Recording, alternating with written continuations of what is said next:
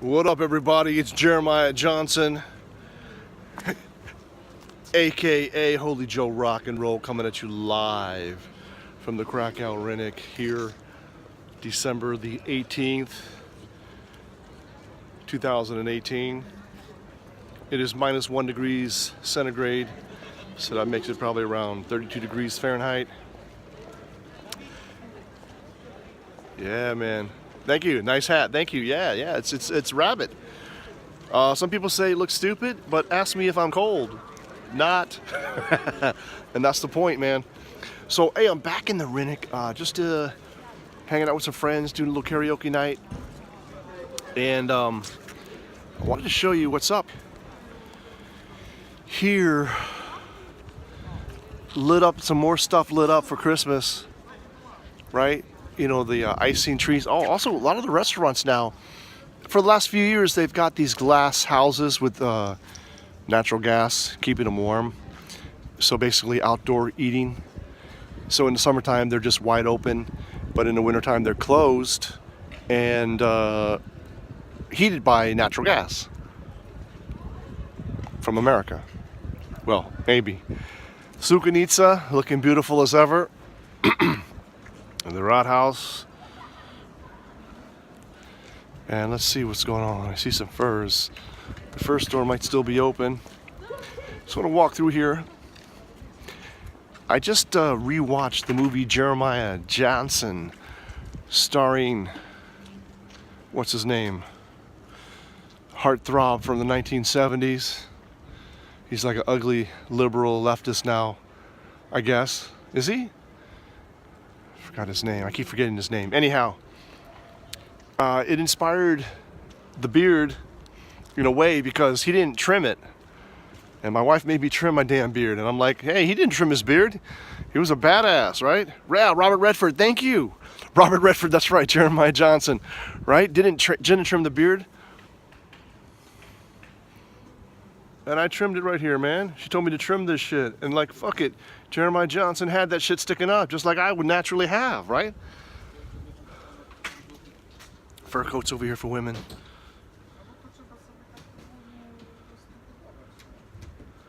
I missed that comment. It was in Polish, but thank you. I'll read it later. It came by too fast. But, yo, my face is warm. That's the thing. My cheeks where I shaved, of course, it's cold. But everywhere else, freaking warm, man. This is definitely the way to go. Definitely the way to go. And it's not even been 4 weeks. I started this probably around November the 25th.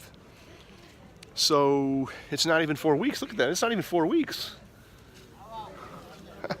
Turn this camera around.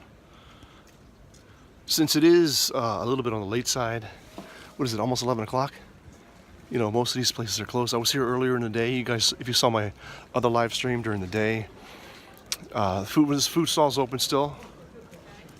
Yeah. Standard guy from Russia, maybe. Food stalls open. I'm gonna, guys, I'm sorry. I mean, I'm gonna go to Burger King, get myself a Whopper Jr. That's what's up. But restaurants open. Candyman, guess it's just shutting down over here. Oh wow, cool. I didn't notice that those tables were shaped like sleds. I didn't notice that before. That's pretty cool. Well, that's a cool little touch. Shaped like sleds for the Christmas market. I didn't notice that. There wasn't enough light maybe last time. That's pretty cool. Again, more outdoor seating areas. It's pretty big this year, this market. And, you know, I remember going to the Christkindl Marts in Germany as a kid. This is very similar, but obviously different. And of course, you know, we're talking about more than 20 years time difference. So obviously what they're selling is going to be a little bit different. But some of the things are the same.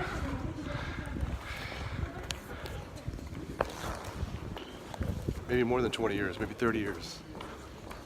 But obviously Poland's going to have different cultural things that they're going to be selling, things that work differently here.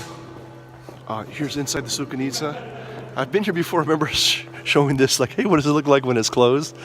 Well, that's what it looks like when it's closed. It's closed, man. This is inside the Sukanica, the old cloth market. In here, there's all souvenir, basically mostly souvenir shops, but also jewelry and crystal and cool stuff. T-shirts, wood carvings, and up above, the different murals. Yeah, those wooden houses or the wooden frame houses, like in Frankfurt, like in their Rathaus area, it's a beautiful architecture style. It's a beautiful style, and you can find those in the mountains of pretty much all.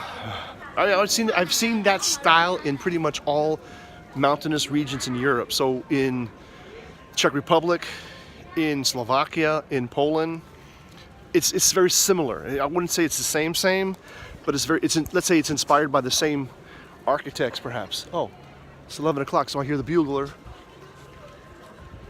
Can you hear that? Bugler's blazing away.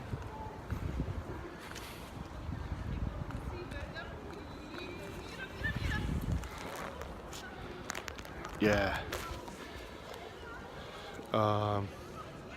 Trying to think. Similar stuff. This is Europe. This is Central Europe. So there was very similar stuff in the Christmas markets in terms of they had different names for them. Right here, it's called Gzanic, which is mulled wine, which is Glühwein in Germany.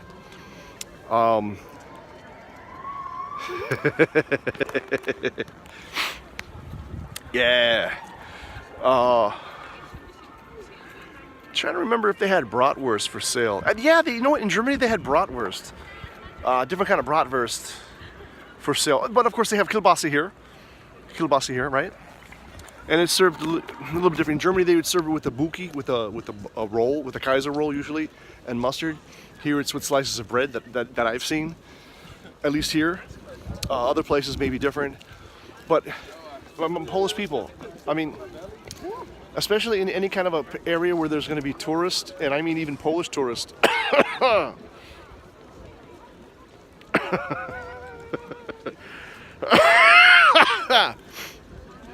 I'm thinking, look guys, business idea. It shouldn't be very expensive to get a food cart and serve Polish kielbasa, right? Even if they're smaller, Germans would call it bratwurst, even if it's whatever. But like a Polish kielbasa with a Kaiser, maybe just a little bit bigger than the Kaiser, right? So it sticks out of the Kaiser. But most people don't eat it in the Kaiser like an American. They would take a bite of the meat, take a bite of the bread, dunk the meat in the mustard, take a bite, maybe even dunk the bread in the mustard, take a bite, right? In the U.S., we usually will crack open the bun and put the meat inside it, and then dunk it in the mustard and eat it together. But I'm just thinking of a business opportunity that would be really great. Look, there was a place down on Grodzka that sells donuts, and it was selling potato pancakes, and for one winter they were selling kielbasas, like sort of freshly grilled in front of you, and that was cool. But they were expensive because they're on Grodzka Street. That's why I'm saying if somebody had a food cart, kind of like those boys in the blue van over by Hala Targowa. I've done a video on those guys. I mean, that kielbasa is, in my opinion, undercooked because of the way they cook it, and it's expensive. I think it's 11 or 12 zlotys for a kielbasa and a bread. And I'm not saying it's a bad experience. It's a good experience, but it's kind of expensive. I mean, I would think there's got to be a way to serve a pretty reasonably good kielbasa. Yeah, exactly. Some kielbasa made in some villages, so it would be reasonably inexpensive. It would be fresh, and maybe it would cost, let's say 5 zlotys for a kielbasa, a buki, and a squirt of mustard, right? Or ketchup. Maybe you charge 1 zloty extra if you want both, ketchup and mustard, right? Or ketchup, mustard, and mayonnaise. That's how you make it up. And I think that would be a good business opportunity, especially in a place where there's people drinking or people partying, or where there's students who want a quick snack attack, don't want to necessarily go to McDonald's or Burger King and spend $9.95 for a Whopper Junior Zest Off. They just want a burger. I mean, they just want a kielbasa. Nah, I may be wrong. I may be wrong. Maybe people have tried this and it didn't work, and that's why they don't do it. Check this out. I'm on Szwedzka Street. Look at these lights. I don't know if you can see the blue in it. Blue and white. I'm trying to zoom in on that.